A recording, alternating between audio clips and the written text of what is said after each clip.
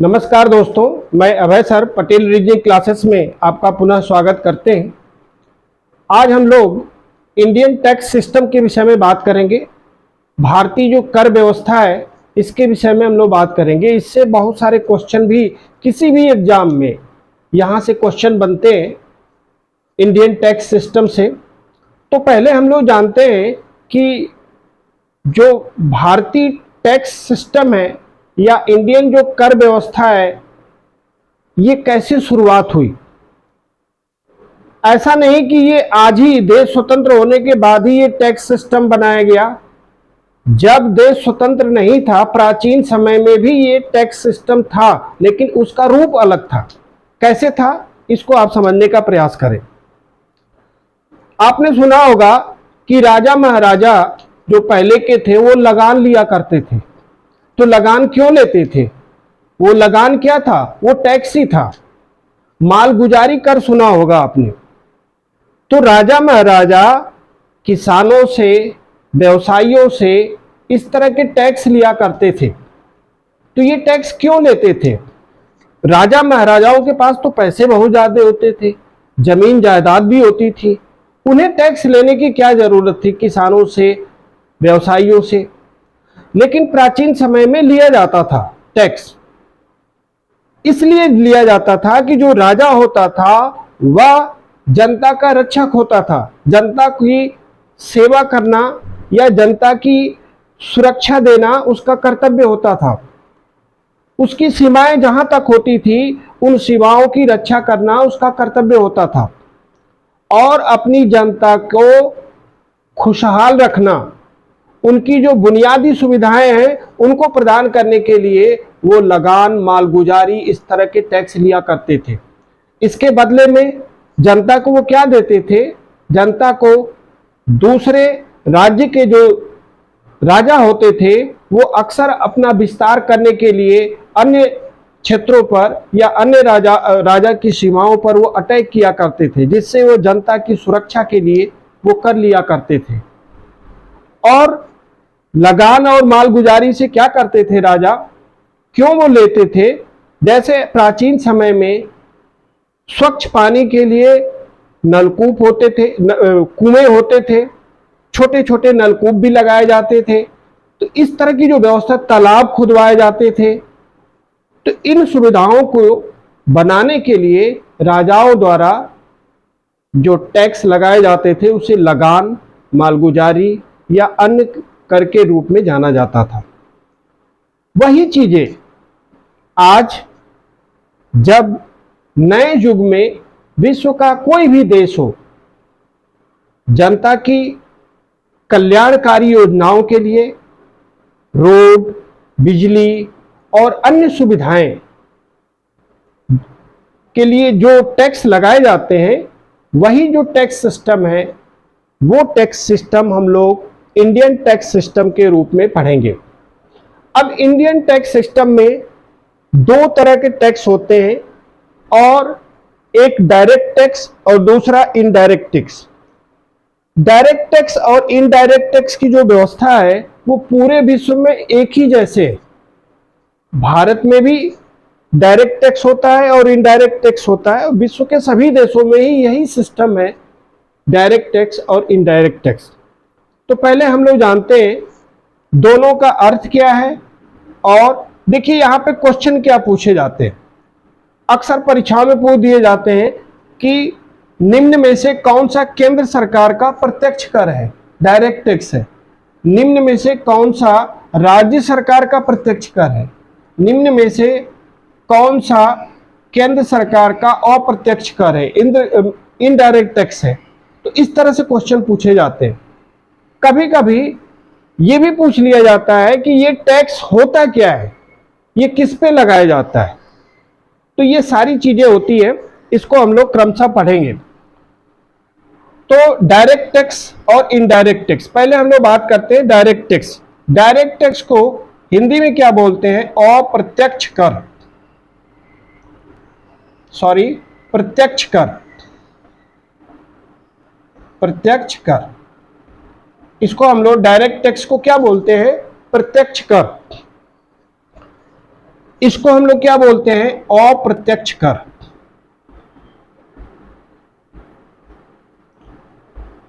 अब दोनों का अर्थ हम लोग जान लेते हैं।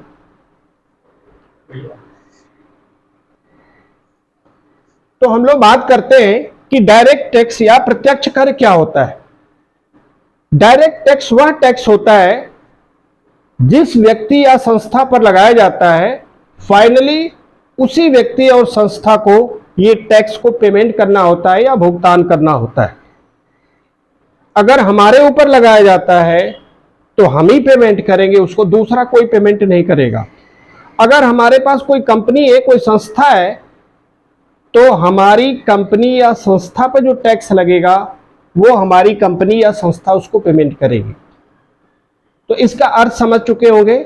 डायरेक्ट टैक्स जिस व्यक्ति या जिस संस्था पर लगाया जाता है, अंतिम रूप से फाइनली उसी को पेमेंट करना होता है। ऐसे टैक्स को डायरेक्ट टैक्स कहा जाता है।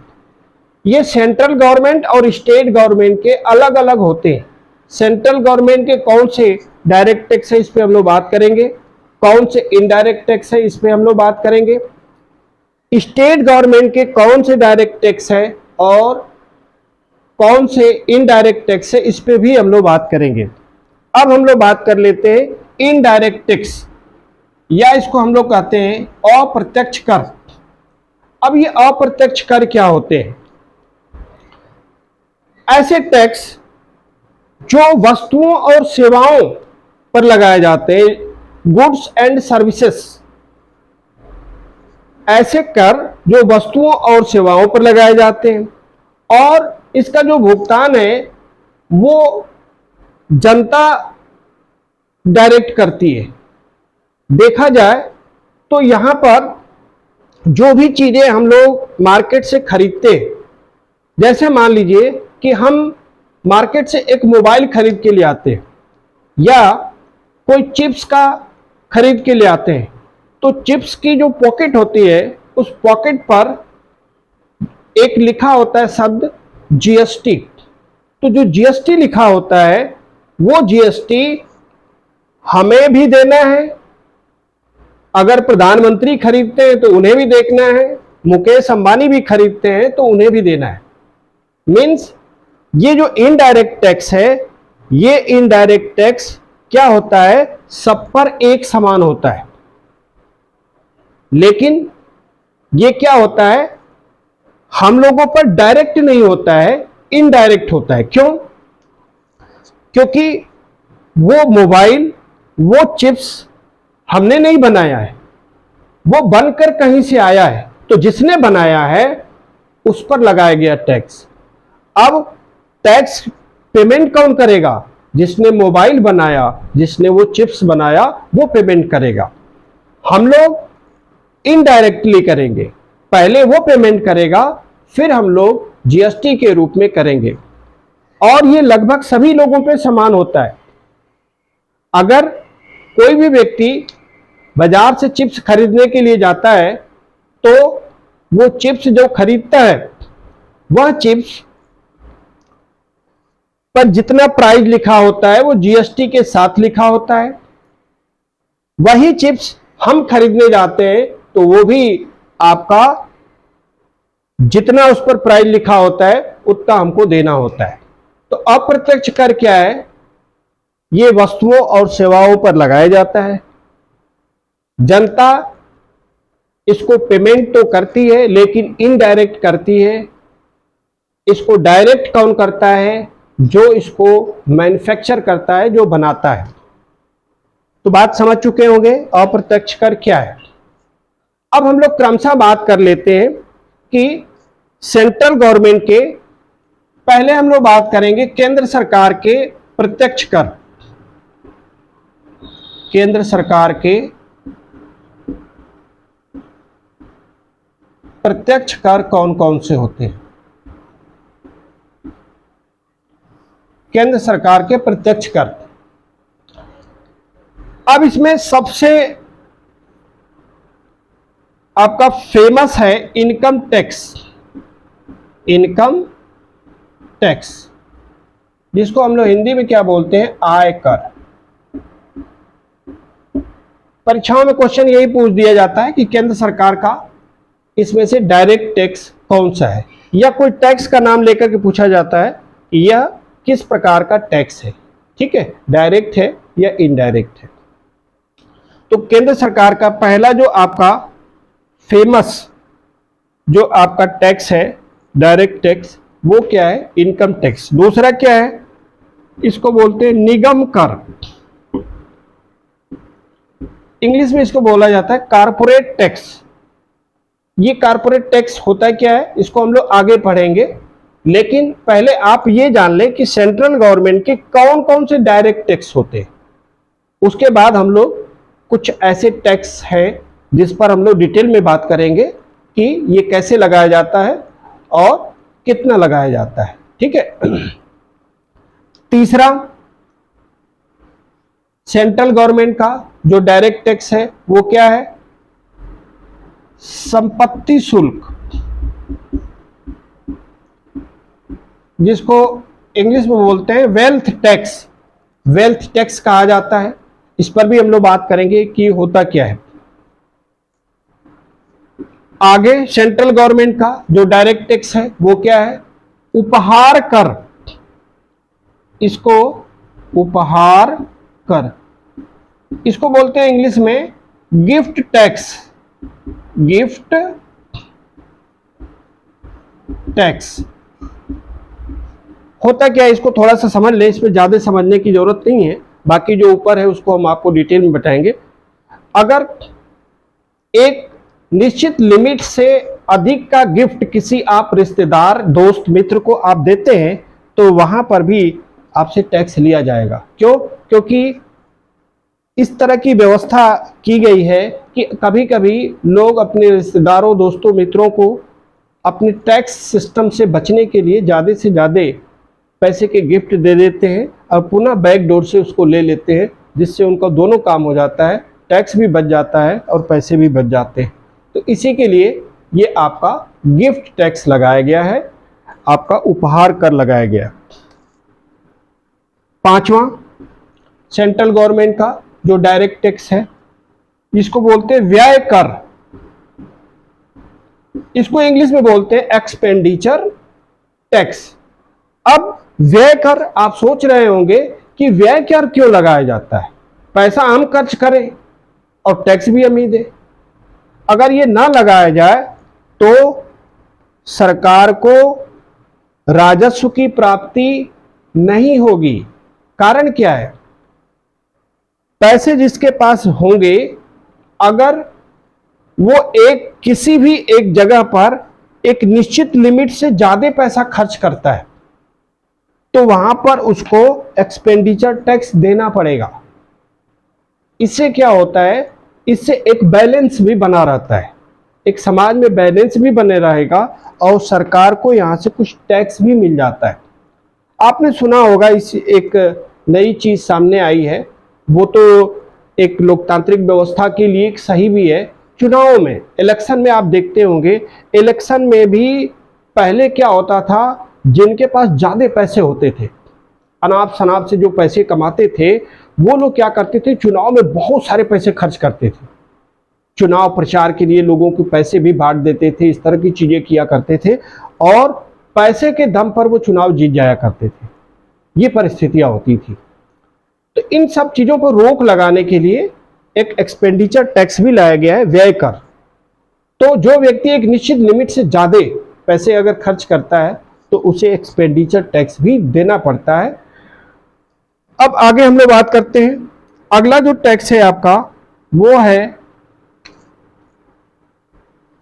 ब्याज कर।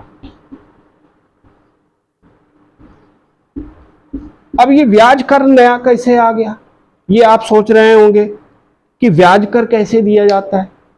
इंटरेस्ट टैक्स, अगर आप किसी सरकारी या प्राइवेट बैंक, किसी भी बैंक में अगर आप एक इतना अमाउंट जमा करते हैं, इतना पैसा जमा करते हैं जो सरकार द्वारा बनाए गए 1 ईयर के लिमिट को क्रॉस कर जाता है, 1 ईयर के इंटरेस्ट लिमिट को क्रॉस कर जाता है तो वहां पर आपको ब्याज कर भी देना होगा। कभी कभी लोग कई जगहों पर, कई बैंकों में क्या करते हैं, इंटरेस्ट टैक्स से बचने के लिए कई बैंकों में अलग अलग जगहों पे पैसा जमा कर देते हैं। लेकिन आज के समय में ये बचना मुश्किल है। क्यों?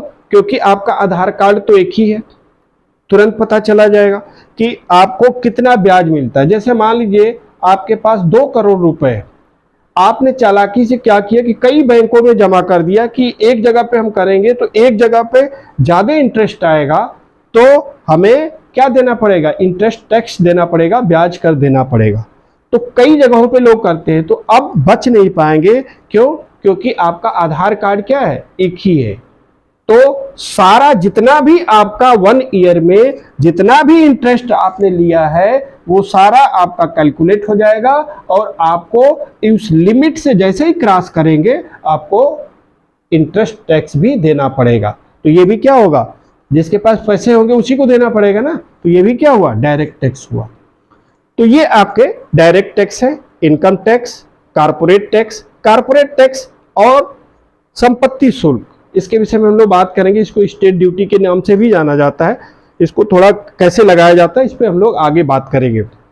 गिफ्ट टैक्स, व्यय कर और ब्याज कर, ये क्या है, सेंट्रल गवर्नमेंट के ये डायरेक्ट टैक्स है। अब इसी तरह हम लोग स्टेट गवर्नमेंट के भी पढ़ लेते हैं, क्योंकि क्वेश्चन इसी तरह आपसे पूछे जाते हैं कि कौन सा सेंट्रल गवर्नमेंट का डायरेक्ट टैक्स है, कौन सा स्टेट गवर्नमेंट का आपका डायरेक्ट टैक्स है। तो हम लोग अब बात करेंगे स्टेट गवर्नमेंट के।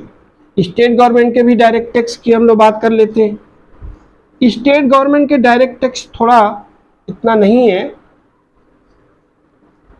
अब देखिए, आपने सुना होगा भू राजस्व कर।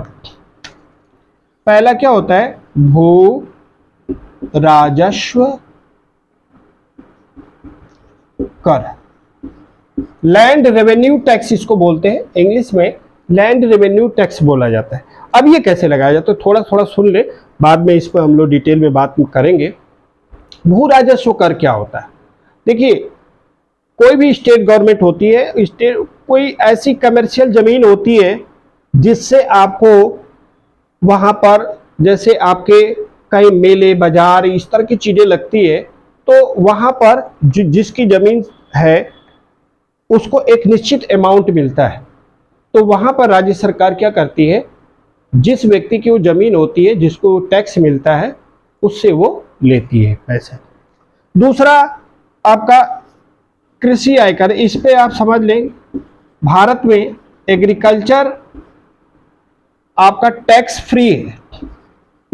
इंडिया में एग्रीकल्चर पर टैक्स नहीं लगाया जाता, कृषि पर टैक्स नहीं लगाया जाता है। लेकिन हमने इसको क्यों लिखा है, कृषि आयकर क्यों लिखा हमने स्टेट गवर्नमेंट के लिए? क्यों? क्योंकि कुछ एग्रीकल्चर ऐसी होती है जो कमर्शियल होती है। कमर्शियल जैसे आप देखते हैं अफीम की भी खेती होती है।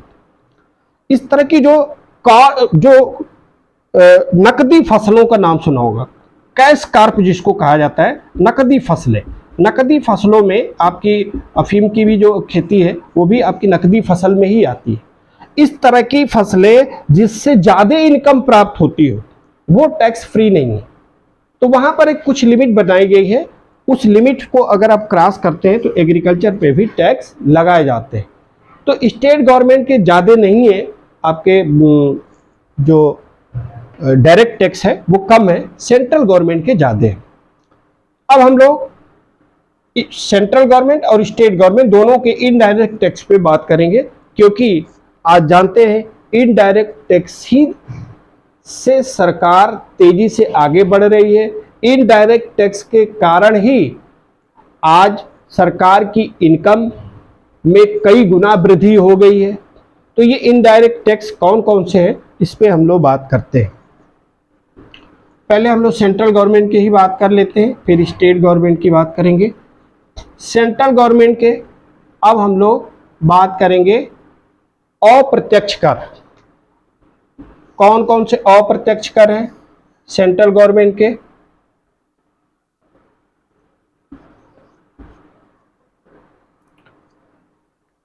कभी कभी ये भी क्वेश्चन पूछ दिया जाता है, आपने सुना होगा जीएसटी। जीएसटी जो नया आपका सिस्टम है, ये जीएसटी कब से लागू हुआ ये भी हम आपको बताएंगे। जीएसटी को कितने ऐसे टैक्स हैं जिनको जीएसटी में मर्ज कर दिया गया, मतलब पहले तो वो लगाए जाते थे लेकिन आज वो क्या है, वो जीएसटी के अंतर्गत मर्ज हो गए। तो उस पर भी हम लोग बात करेंगे। पहले आप अपने क्वेश्चन का आंसर जाने जो आपको एग्जाम में फेस करना है। अब आपसे क्वेश्चन तो ये पूछेगा ना कि निम्न में से कौन सेंट्रल गवर्नमेंट का इनडायरेक्ट टैक्स है, अप्रत्यक्ष कर है। तो आपको 4 ऑप्शन में बताना है कि ये इसमें से कौन सा सेंट्रल गवर्नमेंट का इनडायरेक्ट टैक्स है, अप्रत्यक्ष कर है। तो अप्रत्यक्ष कर की डेफिनेशन हमने बता दिया, जिस व्यक्ति पर लगाया जाता है वो व्यक्ति क्या करता है, दूसरे व्यक्ति पे ट्रांसफर कर देता है। जिस व्यक्ति या संस्था पे लगाया जाता है वो अगर दूसरे पे ट्रांसफर कर दे तो ऐसे टैक्स को क्या कहते हैं, इनडायरेक्ट टैक्स। हमने उदाहरण के रूप में आपको बताया, इनडायरेक्ट टैक्स जनता देती तो है लेकिन हम लोग वो जितने भी चीज़ें बाजार से खरीदते हैं उस पर जीएसटी के रूप में लिखा होता है और उसको हम लोग पेमेंट होते हैं, और ये फ्लैट होता है। ये क्या होता है, फ्लैट होता है, सबको एक समान होता है, सबको बराबर देना होता है। अब हम लोग बात कर लेते हैं पहले आपको सेंट्रल गवर्नमेंट का ही। सेंट्रल गवर्नमेंट के कौन कौन से ऐसे टैक्स हैं जो इनडायरेक्ट टैक्स के अंतर्गत आते हैं। पहला, सेवा कर, सर्विस टैक्स, जिसको इंग्लिश में क्या बोलते हैं, सर्विस टैक्स। अब सर्विस टैक्स कहाँ कहाँ पे लगाया जाता है इसको थोड़ा सा आप समझ ले। जैसे सरकार परिवहन सुविधाएं देती है, फाइनेंशियल सुविधाएं, वित्तीय सुविधाएं, जैसे कि आपको बैंकिंग सुविधाएं दी है, बैंकिंग जो सुविधाएं दिया है तो बैंकिंग सुविधाओं को जो देती है सरकार, इस पर भी वो टैक्स लगाती है। आप देखते हैं बैंकों में कोई एक जगह से दूसरी जगह पर ट्रांजैक्शन करते हैं तो वहाँ पर आपको देने होते हैं, पैसे देने होते हैं। तो वित्तीय सेवाएं, परिवहन सुविधाएं, दूर संचार सेवाएं, इस तरह की जो सेवाएं हैं, ये सेवाएं जो सरकार आपको प्रदान करती है इस पे जो टैक्स लगाती है उसको हम लोग क्या कहते हैं, सर्विस टैक्स या सेवा कर। जितनी भी तरह की सुविधाएं, फैसिलिटीज, सेवा, सर्विस सरकार हम लोगों को प्रोवाइड करती है तो उसके बदले सरकार कुछ लेती है। क्या लेती है, टैक्स लेती है, कर लेती है। उसी को हम लोग क्या बोलते हैं, सेवा कर। दूसरा आपका उत्पाद कर, इसको इंग्लिश में बोलते हैं एक्साइज ड्यूटी। अब इसको थोड़ा आप कम सुनते होंगे, कारण क्या है इसको हम बाद में बताएंगे, इसका नाम थोड़ा कम आता है, उत्पाद कर, एक्साइज ड्यूटी।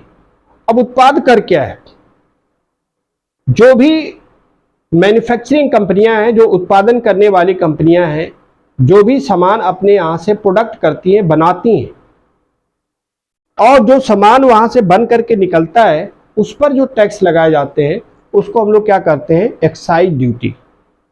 तो ये उत्पादन पे लगाया जाता है, प्रोडक्शन पे लगाया जाता है। वो किसी भी तरह का कोई भी चीज़ का प्रोडक्शन हो तो जो भी कंपनी इस तरह का प्रोडक्शन करती है तो उसके उत्पाद पर जो प्रोडक्शन वाला जो सामान है उस पर जो लगाया जाता है टैक्स, उसको हम बोलते हैं उत्पाद कर। अब तीसरा आपका इनडायरेक्ट टैक्स में क्या आता है, वो आपका आता है सीमा शुल्क। सीमा शुल्क,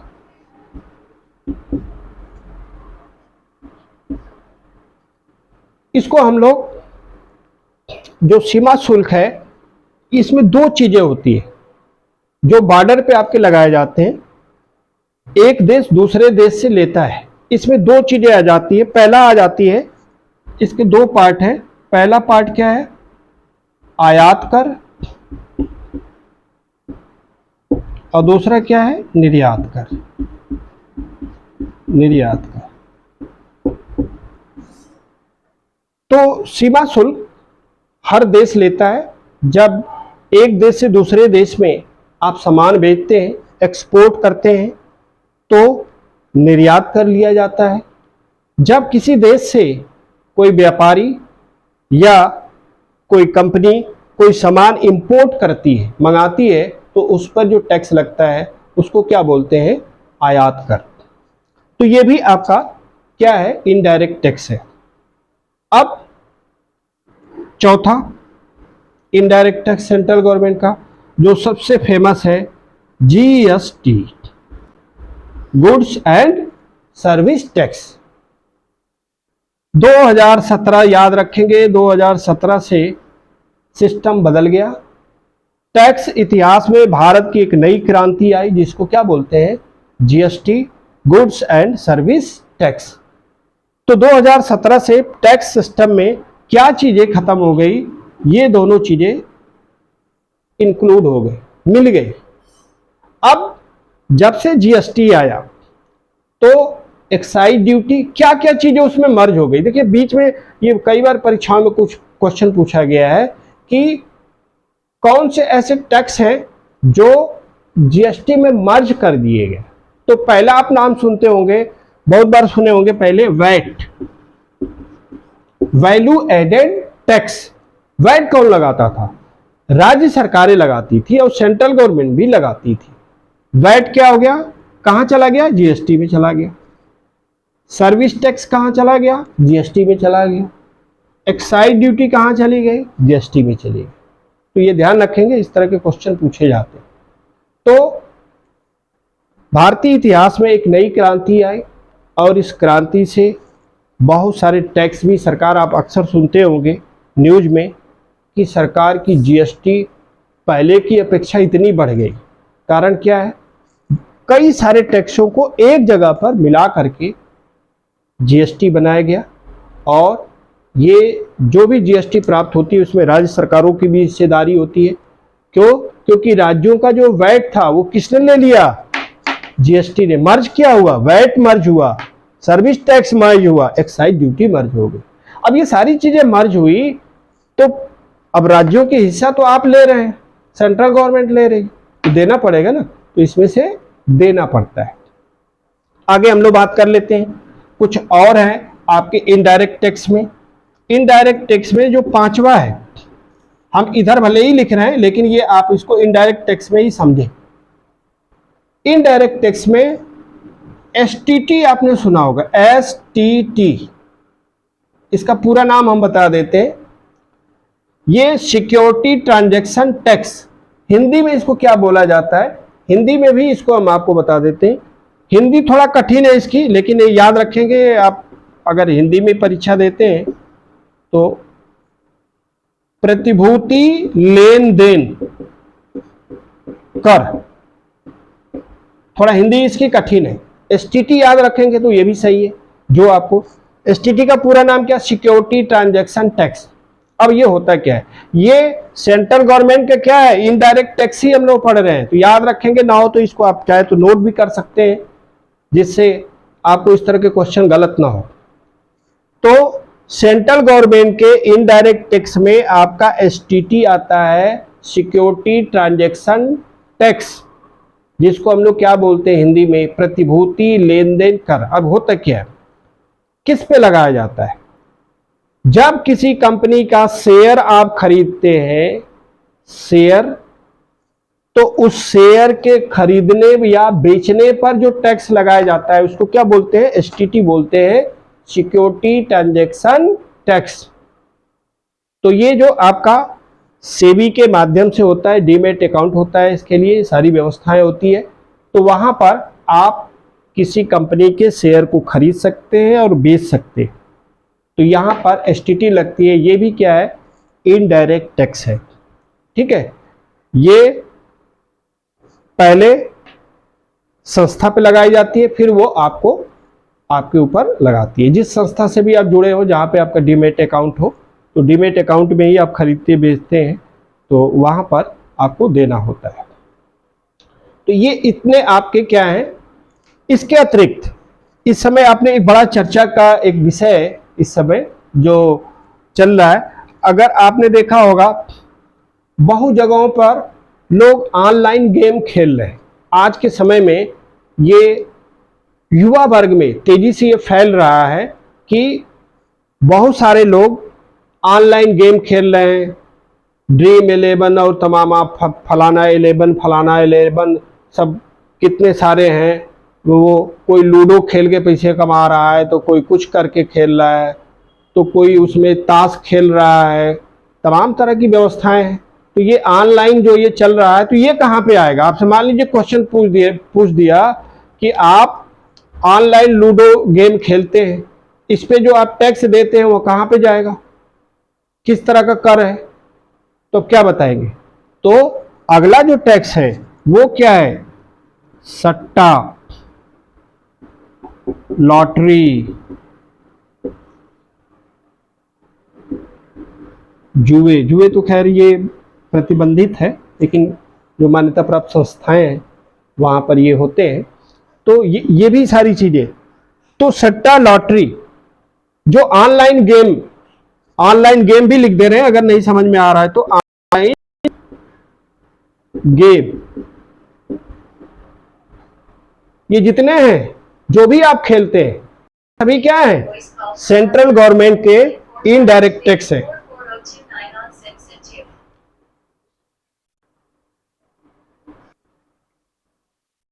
तो ऑनलाइन गेम खेलिए, सरकार भी प्रमोट कर रही है, हम इसमें कुछ कह नहीं सकते हैं।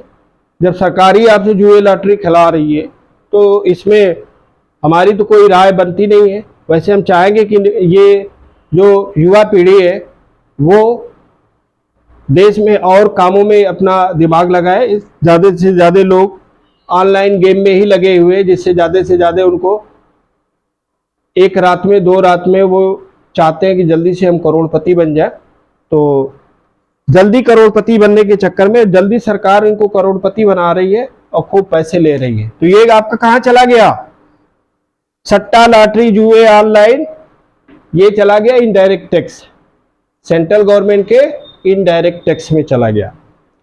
अब हम लोग बात कर लेते हैं, एक और है आपका जो इनडायरेक्ट टैक्स में आता है, वो सेंट्रल गवर्नमेंट के, वो क्या है? मनोरंजन कर। मनोरंजन कर, ये भी सेंट्रल गवर्नमेंट की क्या है? इनडायरेक्ट टैक्स है। मनोरंजन टैक्स जो इंटरटेनमेंट टैक्स है, जो आप किसी तरह से आप जो देते हैं, जैसे किसी सिनेमा हॉल में जाते हैं या ऑनलाइन सिनेमा देखते हैं, इस तरह की जो चीज़ें हैं वहाँ पर तो जो टैक्स लगाए जाते हैं वो टैक्स आपके मनोरंजन कर के रूप में आते हैं। तो ये सेंट्रल गवर्नमेंट के इनडायरेक्ट टैक्स है। कुछ टैक्स के विषय में बताना है जो अक्सर परीक्षाओं में आ जाते हैं, जिस पे हमें डिस्कस करना है। वो टैक्स कौन कौन से हैं? ये दोनों चीज़ें आप जान चुके हैं, डायरेक्ट टैक्स, इनडायरेक्ट टैक्स, इस पर क्वेश्चन आते हैं। सारी चीज़ें हमने डिटेल में आपको बताई। कुछ टैक्स ऐसे हैं, जैसे कारपोरेट टैक्स के विषय में कई बार परीक्षाओं में पूछा जाता है। कारपोरेट टैक्स, या इसको अभी हमने बताया था निगम कर। निगम कर आपको बताया था हमने। निगम कर किस तरह का टैक्स है, आप कमेंट करके बताएं। अभी हमने बताया है निगम कर, हम इसको थोड़ा डिटेल में बताना चाहते हैं। तो ये किस तरह का टैक्स है, आपको तुरंत कमेंट करके बताना है कि ये किस तरह का टैक्स है। सेंट्रल गवर्नमेंट का है या स्टेट गवर्नमेंट का है? सेंट्रल गवर्नमेंट का है तो डायरेक्ट टैक्स है या इनडायरेक्ट टैक्स है, आप बताएं। निगम कर, अब ये निगम कर होता क्या है, कैसे ये लगाया जाता है? कारपोरेट टैक्स ये कैसे लगाया जाता है? तो पहले तो ये जान ले क्या है, डायरेक्ट टैक्स है, प्रत्यक्ष कर है। और कोई भी कंपनी जितना वो प्रॉफिट कमाती है, लाभ कमाती है, उस पे जो टैक्स लगाया जाता है वो क्या है? कारपोरेट टैक्स है। तो कारपोरेट टैक्स कैसे लगाया जाता है? किसी कंपनी के टोटल प्रॉफिट पर लगाए जाने वाले टैक्स को क्या बोलते हैं? निगम कर या कारपोरेट टैक्स। अब ये क्या है? डायरेक्ट टैक्स है। किसका है? सेंट्रल गवर्नमेंट का है। ठीक है। दूसरा, एक हमने बात किया था स्टेट ड्यूटी, या जिसको हम लोग संपत्ति शुल्क, अभी हमने आपको बात किया था। ये भी आप बताएं, संपत्ति शुल्क किस तरह का टैक्स है, डायरेक्ट है या इनडायरेक्ट टैक्स है? संपत्ति शुल्क पर हम लोग बात किए थे। तो ये संपत्ति शुल्क क्यों, कैसे लगाया जाता है? इसको स्टेट ड्यूटी भी कहा जाता है, ESTAT, state duty. State duty, संपत्ति शुल्क, वेल्थ टैक्स, इस तरह से कहा जाता है। तो ये किस पे लगाया जाता है? कोई भी व्यक्ति है, जीवित है, जीवित रहने या उसके मर जाने के बाद, उसकी डेथ के बाद उसकी संपत्ति अगर किसी के नाम से ट्रांसफर होती है, हस्तांतरण होती है, तो उसके संपत्ति पे जो टैक्स लगाया जाता है उसे हम लोग क्या कहते हैं? संपत्ति शुल्क कहते हैं या स्टेट ड्यूटी कहते हैं। तो किसी व्यक्ति जीवित या उस व्यक्ति या मरने के बाद उसकी जो संपत्ति है उसका किसी अन्य के नाम से अगर ट्रांसफर होता है, जीवित है तो मान लीजिए वो किसी को बेचना चाहता है तो दूसरे के नाम से ट्रांसफर ही होगा, तो दूसरे के नाम से ट्रांसफर होगा तो वहां पर भी टैक्स लगेगा।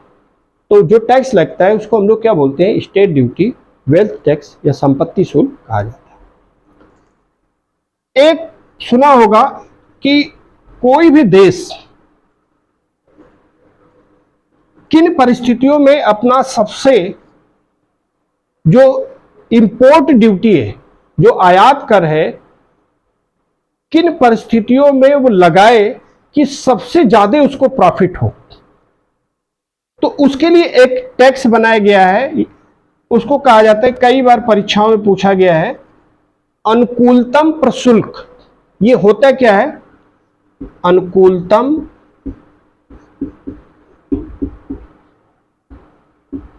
प्रशुल्क, इसको इंग्लिश में क्या बोलते हैं उसको भी हम लिख दे रहे हैं, ऑप्टिमम टैरिफ। ऑप्टिमम टैरिफ, जो ऑप्टिमम टैरिफ, या इसको ऐसे भी बोल सकते हैं, अगर टैक्स बोलना चाहते हैं तो टैक्स बोलिए, या टैरिफ बोलना चाहते हैं तो ऑप्टिमम टैरिफ। ये कोई भी देश अपने इंपोर्ट ड्यूटी को कितना लगाए कि उसको सबसे ज्यादा प्रॉफिट हो। इस पर रूल ये है कि आयात कर ऐसा होना चाहिए जो क्या हो? सबसे कम हो। जितना आपका कम होगा उतने ही क्या होगा? ज्यादा से ज्यादा आपका इंपोर्ट होगा और ज्यादा से ज्यादा एक्सपोर्ट होगा। तो जो सीमा शुल्क है वो सीमा शुल्क क्या होनी चाहिए? एक निश्चित दर पर ऐसी होनी चाहिए जिससे चाहे एक्सपोर्ट करने वाले हो या इंपोर्ट करने वाले हो उनके ऊपर ज्यादा प्रभाव न पड़े। इसीलिए आपने देखा होगा कि कभी कभी सरकार अपने देश की अर्थव्यवस्था को बचाने के लिए, अपनी देश की कंपनियों को बचाने के लिए, अपने देश के व्यापारियों को बचाने के लिए, अपनी देश की जनता को महंगाई से बचाने के लिए सरकार क्या करती है? कभी कभी आपका टैक्स में इंपोर्ट और एक्सपोर्ट ड्यूटी बढ़ा देती है। इसका कारण क्या होता है? सरकार ये चाहती है हमारे देश की कंपनियां, हमारे देश के लोग ज़्यादा महंगाई से ग्रस्त ना हो, कंपनियां भी हमारी क्या ग्रो करें। इसके लिए कुछ ऐसी चीज़ें हैं जो बाहर से सस्ते आ जाती हैं तो वो हमारी कंपनियों को प्रभावित करती हैं। तो ऑप्टिमम जो टैरिफ है, अनुकूलतम प्रशुल्क, वह होता है जो कोई भी देश ऐसे स्टेज पर उसको ऐसे स्तर पर ले आए जिससे सबसे अधिक कल्याण हो, सबसे अधिक वेलफेयर सिस्टम में काम करे। तो ये होता है अनुकूलतम प्रशुल्क। तो सारी चीजें हमने टैक्स सिस्टम में बताई। जो भी हमने इंडियन टैक्स सिस्टम में बताया वो परीक्षा के दृष्टिकोण से बताया, प्रोफेशनल नहीं बताया। प्रोफेशनल से आपको मतलब ही क्या है? जब आप एक स्टूडेंट हैं तो आपको केवल एग्जाम में फेस करना है कि कोई भी टैक्स होता क्या है, कौन सा सेंट्रल गवर्नमेंट का डायरेक्ट टैक्स है, कौन सा स्टेट गवर्नमेंट का इनडायरेक्ट टैक्स है। तो ये इस तरह के क्वेश्चन आते हैं और ये कैसे लगाए जाते हैं, उनका अर्थ क्या होता है, यही आपसे पूछा जाता है। तो थैंक यू दोस्तों, जय हिंद।